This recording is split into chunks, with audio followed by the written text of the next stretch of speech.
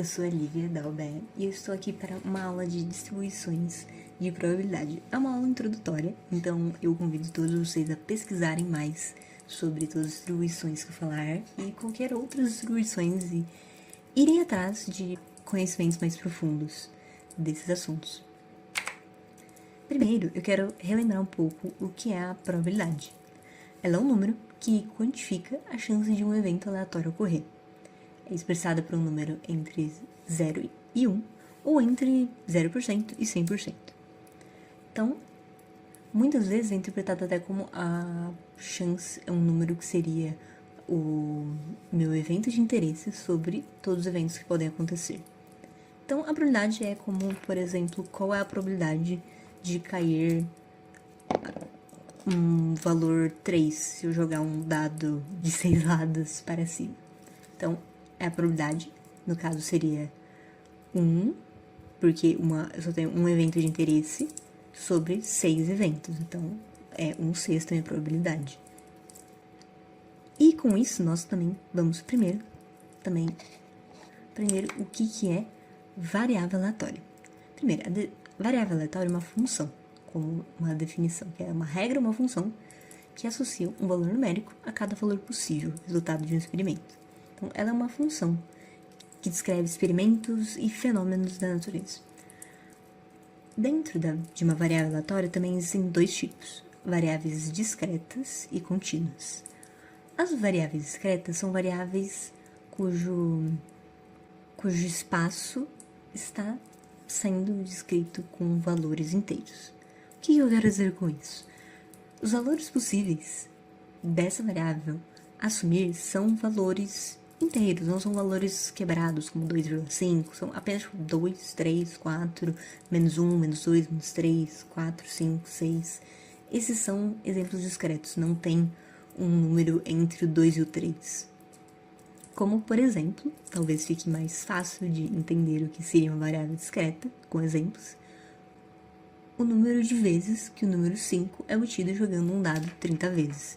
Se eu jogar um dado 30 vezes, eu posso obter o número 5 10 vezes, eu posso obter esse número 3 vezes, 7 vezes, e nunca é um número quebrado, nunca vou obter 2,5 vezes o número 5. Não é possível existir um valor quebrado para quantas vezes o valor 5 ocorre. Ele ocorre, ele não ocorre, não tem uma meia ocorrência.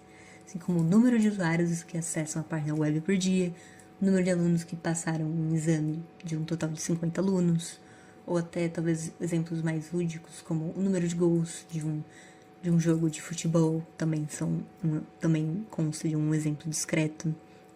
Então, tudo que envolver números inteiros são exemplos discretos. Agora também nós temos o caso contínuo, que são variáveis aleatórias que pertencem aos números que contemplam os números dos reais. Então, são números quebrados, vamos dizer assim.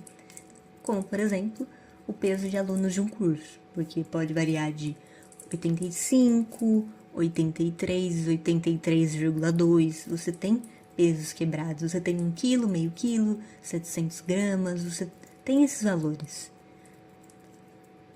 A vida útil de um componente elétrico, afinal, esse vida útil, né, seria tempo de funcionamento de um componente. Esse tempo pode ser medido em minutos, em horas, e assim como eu posso ter meio minuto, eu posso ter 3 minutos, é um intervalo. Então, pensem sempre em intervalo quando tem uma variável aleatória contínua. A rentabilidade das ações das empresas listadas em uma bolsa, a velocidade de um carro, são todos exemplos que estão em um intervalo. Você pode obter uma velocidade de 60,30 km por hora. Claro, o carro em si não demonstra esses valores quebrados no velocímetro, às vezes, mas existe. E muitas vezes, às vezes em casos específicos, você tem uma velocidade de um carro quebrado. Então, a variável aleatória, ela está aqui para definir uma função que associa realmente um valor numérico a chance de algum fator acontecer, um fator aleatório até, de um experimento, de um fenômeno. Então, isso é basicamente uma variável aleatória.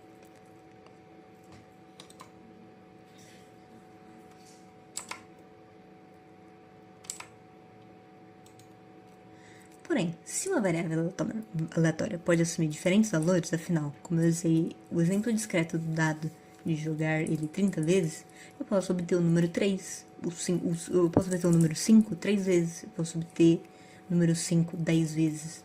Tem diversas... A variável aleatória pode assumir diversas formas, assumir diversos valores, por isso que ela é interpretada como uma variável. Como esses valores eles se distribuem?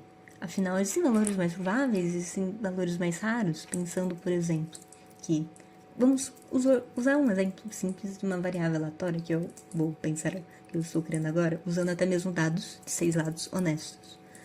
Se eu jogar 2 dados de 6 lados e somar a face voltada para cima, que eles caírem, é uma variável aleatória. Então, a variável aleatória x, que seria a soma da face voltada de 2 dados para cima. Então, se eu joguei um dado e caiu o valor 1, então a soma deles é 2. Mas se caiu o valor 3 e o valor 4, a soma deles é 7. Porém, só tem uma maneira dessa soma dar 2, que é exatamente caindo o valor 1 e 1 em cada um dos dados. Não tem como eu fazer a soma dar 2 sem que caia essas duas exatas faces dos dados. Porém, no caso do 7, tem como. Se um dado cair 5 e outro cair 2, a soma ainda dá 7. Se um dado cair 6 e um dado cair 1, a soma ainda dá 7. Então, é um evento mais possível de acontecer. É um exemplo que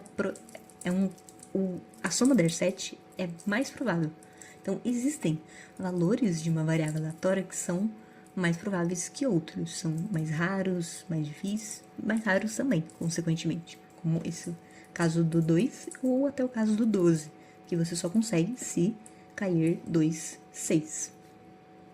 Então, pensando nisso, os estatísticos eles modelam muitas distribuições de probabilidade que estão sendo criados e discutidos ao longo de toda a história e até hoje na atualidade sempre são revisitados, estudados muitas distribuições de estatísticas e criadas até novas, porque às vezes a necessidade exige de nós outras distribuições estatísticas mais complexas, mas que têm propriedades interessantes. E eu vou citar agora alguns exemplos de distribuições de probabilidades um pouco mais comuns, um pouco mais intuitivas, e por isso que eu vou dar um exemplo delas, mas sempre vão atrás dessas e de outras, que afinal eu também não vou. Elas são tão complexas que daria para fazer aulas específicas sobre cada uma e destrinchar cada detalhe, mas eu vou pincelar aqui alguns pontos de cada uma delas. Mas afinal, eu primeiro vou fazer uma definição do que é uma distribuição de probabilidade. Eu dei exemplos e talvez já tenha ficado um pouco claro, mas ela é uma função que associa cada possível valor de uma variável à sua respectiva probabilidade. E nós temos pequenas regras fundamentais, são duas, que a probabilidade de cada resultado deve ser um número entre 0 e 1. Esse exemplo da soma dos dados. A probabilidade de cair o valor 20 é 0, não tem como existir, porque é impossível que haja esse valor. Assim como não pode existir uma probabilidade negativa, eu não posso ter uma probabilidade... Quando a probabilidade não está no conjunto dos eventos possíveis, ela é 0. Não tem probabilidade negativa, não pode haver uma probabilidade, uma distribuição que dê uma probabilidade negativa, como a probabilidade de um número acontecer nessa soma ser menos 0,5. Não existe probabilidade negativa, então, ou probabilidade maior que 1 também, não pode ter. A chance do evento 7 ocorrer é 0. Não. A chance do evento 7 ocorrer é 1,25. Não existe essa chance. Então, se isso ocorrer por algum motivo, não é uma distribuição de probabilidade. Assim como a soma de todas as probabilidades deve ser igual a 1. Esse exemplo que eu falei da variável aleatória da soma dos dados é uma distribuição de probabilidade e, sim, a soma de todos os eventos, se você pegar todas as combinações de soma dos dados, fazer a probabilidade de cada uma dessas ocorrências e somar, tem que dar 1. Essa soma dá 1, de fato, como até mesmo visto na questão da primeira prova da OBE. E aqui eu vou primeiro dar o exemplo da distribuição uniforme, que é uma distribuição caracterizada pela probabilidade de ocorrência ser igual em cada evento. Como, por exemplo, aqui. Imagine um jogo de dados no qual o seu lucro é igual ao número que sair no dado. Ou seja, se sair um valor 1, você ganha R$1. Se sair 2, você ganha R$2. Se sair 3, você ganha 3. Até 6, você ganha R$6. Então, essa vai ser a nossa dinâmica. Dados de 6 lados honestos. E a nossa variável aleatória, x, vai ser o número de ganho desse jogador. Todos os valores possíveis de x são de 1, 2, 3, 4, 5, 6. É uma distribuição discreta, essa distribuição. Distribuição uniforme discreta. Pois também existe a distribuição uniforme contínua, a título de curiosidade. E todas as probabilidades são iguais nesses casos. Nesse caso. Então, a probabilidade de eu ganhar R$1 é 1 sobre 6. A probabilidade de eu ganhar R$6 também é 1 sobre 6. A probabilidade de eu ganhar R$2 é 1 sobre 6 também. E se eu somar todas as probabilidades, checando a soma aqui, dá 1, que é um dos nossos requisitos fundamentais para ser uma distribuição de probabilidade. Então, a distribuição uniforme pode ser até descrita dessa forma aqui. Ela tem nesse exemplo de um dado de 1 a 6 lados, a probabilidade de sair o número 1, a probabilidade de sair o número 2, 3, 4, 5, 6. É uma uniforme, todos seguem uniformemente a mesma probabilidade.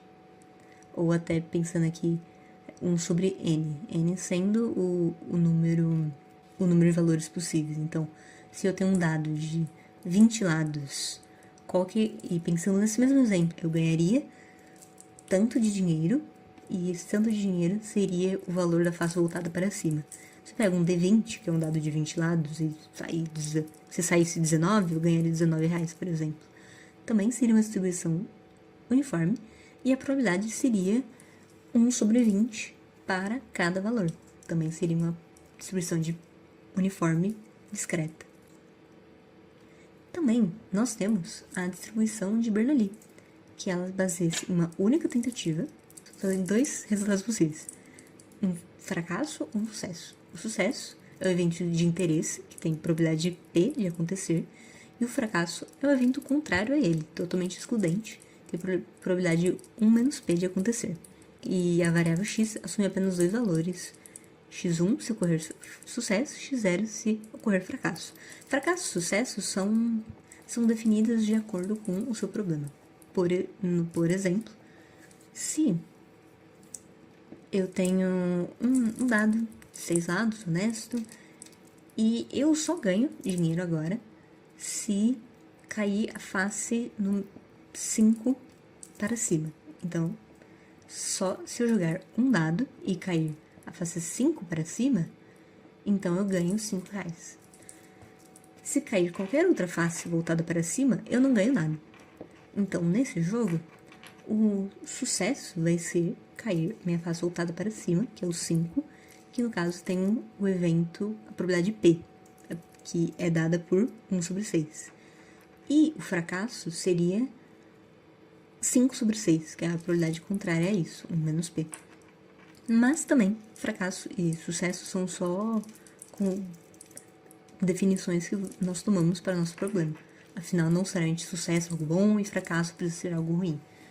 Como, por exemplo, pegando a probabilidade de uma peça falhar. Se eu, em um teste, se eu testar uma peça e ela falhar, pode ser considerado um sucesso. Então, tem como é só apenas uma convenção, esse termo sucesso e fracasso. E aqui ficaria mais ou menos como seria uma distribuição Bernoulli, um gráfico que de uma tentativa tem a probabilidade 1 menos P e tem a probabilidade de P. Também tem propriedades bem interessantes essa distribuição. E com a distribuição de Bernoulli, nós conseguimos construir a distribuição binomial, porque a distribuição binomial é apenas uma repetição da Bernoulli, que a Bernoulli é uma repetição. E de uma tentativa tem a probabilidade 1 menos P e tem a probabilidade de P. Também tem propriedades bem interessantes essa distribuição. E com a distribuição de Bernoulli, nós conseguimos construir a distribuição binomial, porque a distribuição binomial é apenas uma repetição da Bernoulli, que a Bernoulli é uma repetição. Lembrem que eu falei aqui. Mas agora, se eu repetir ela várias vezes, então estamos no caso de uma distribuição binomial.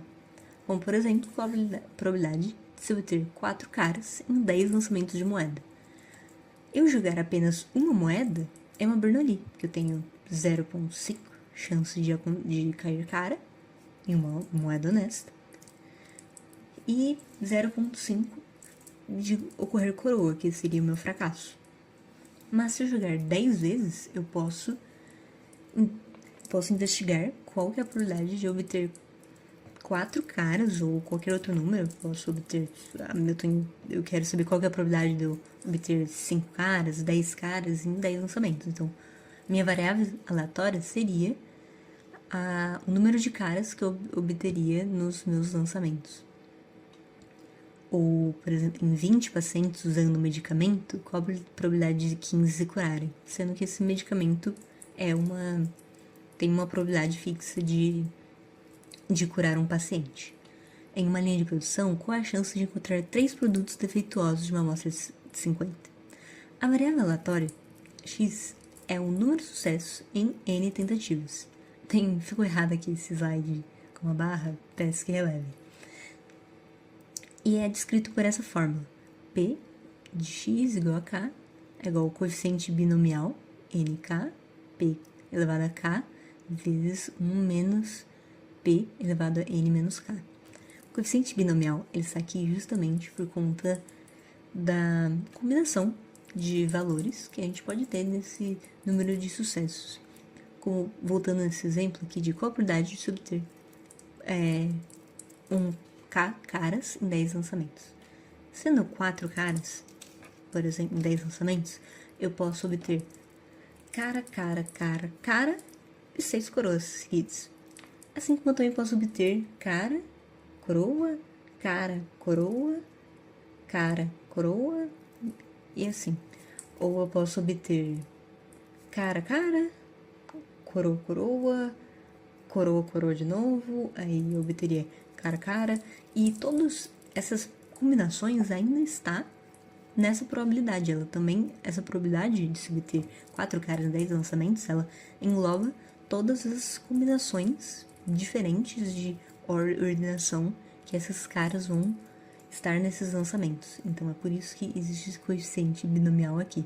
E que seria como seria uma distribuição binomial. Nota-se que ela é simétrica no ponto central dela. Então ela tem uma probabilidade, um ponto que tem a maior probabilidade, enquanto dos outros ela é uma distribuição simétrica, então ela tem todas as propriedades de uma distribuição simétrica. E nós temos aqui a distribuição geométrica. Ela busca sanar a dúvida de quantas tentativas são necessárias até obter o primeiro sucesso. Como, por exemplo, quantos lançamentos de uma moeda são necessários até cair a primeira cara. Afinal, posso jogar uma cara, ficar jogando uma cara, e precisar apenas de 2 lançamentos e sai uma cara. Ou precisar de 15 lançamentos que sai uma cara. Mas que a probabilidade da minha variável aleatória associada a esse evento seria igual a 15, ser muito baixa, afinal a probabilidade de sair uma cara numa moeda honesta é meio, ainda assim existe. Então, é para isso que a variável está, é para isso que a distribuição, é isso que a distribuição busca modelar.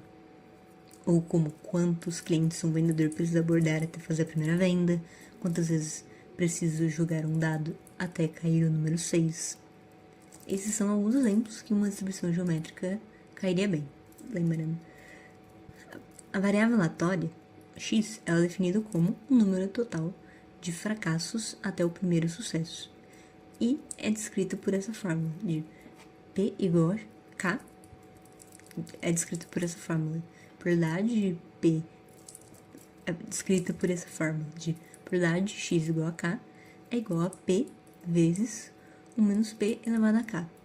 E aqui é um exemplo de como ficaria a nossa função para a probabilidade de sucesso de 0,2. Uma função com essa probabilidade teria mais ou menos este rostinho.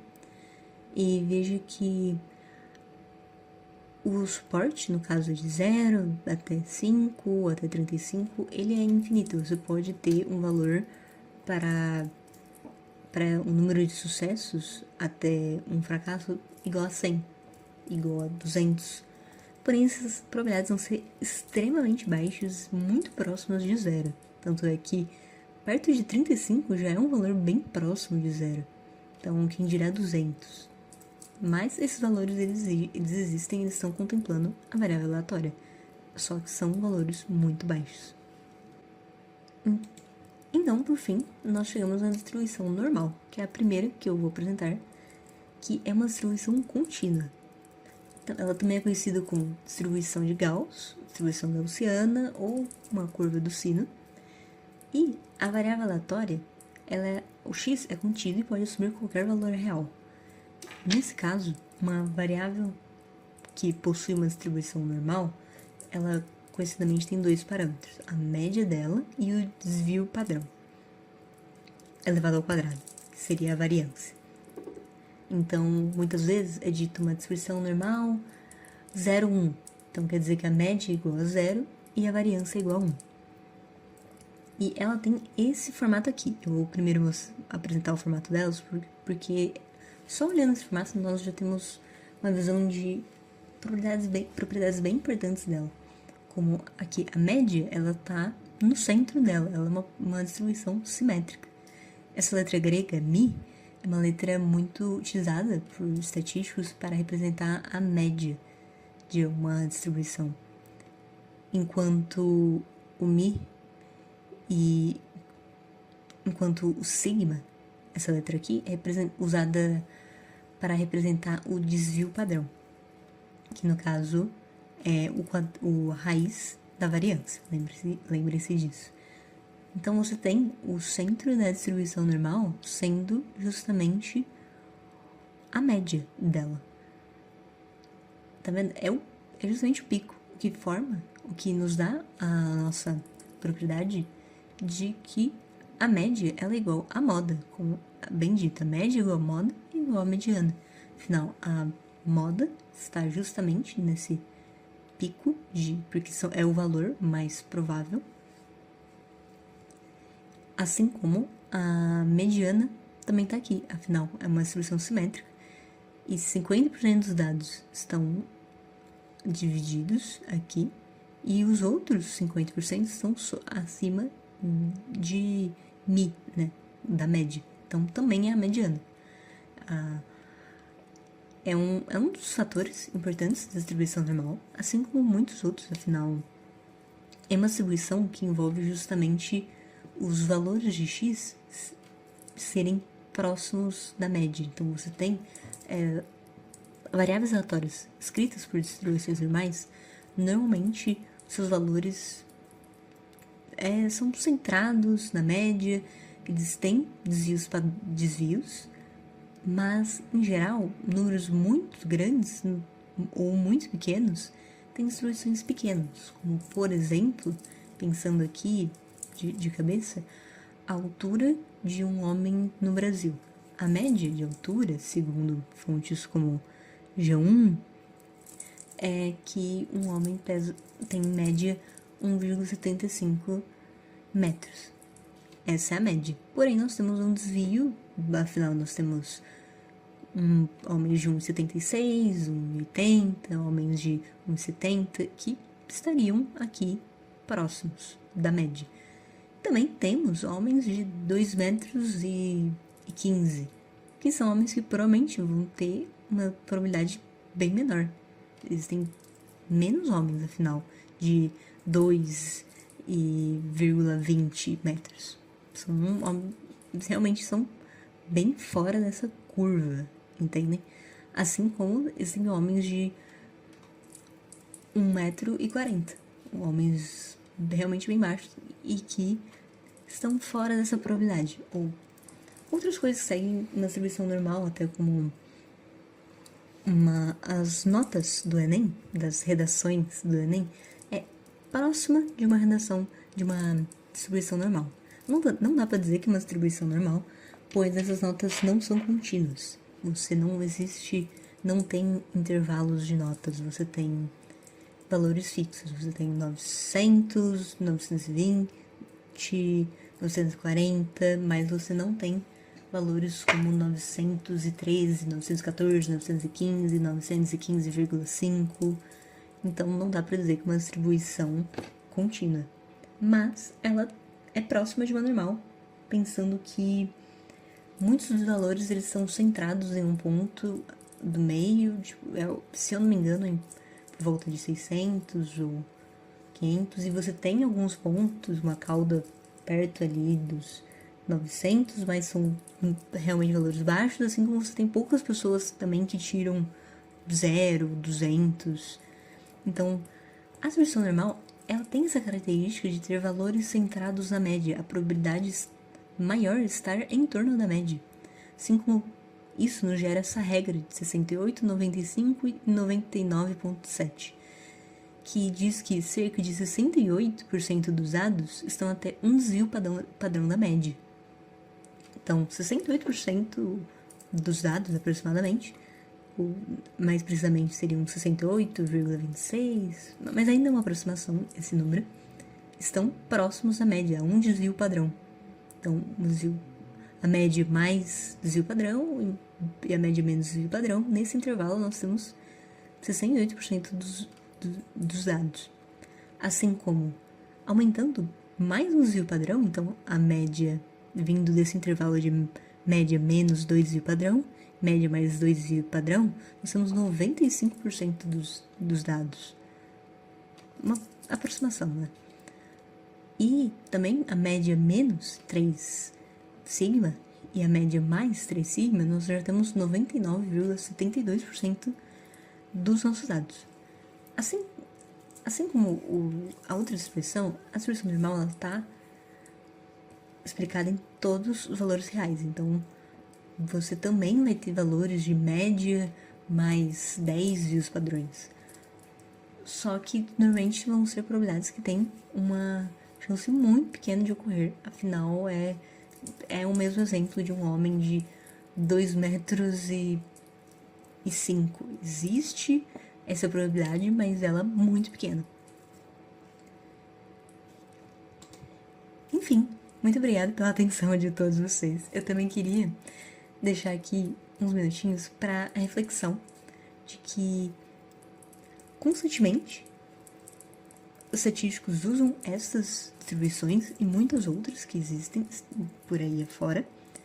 Porém, até pegando uma frase do estatístico George Box, que seria: todos os modelos estão errados, alguns apenas são úteis.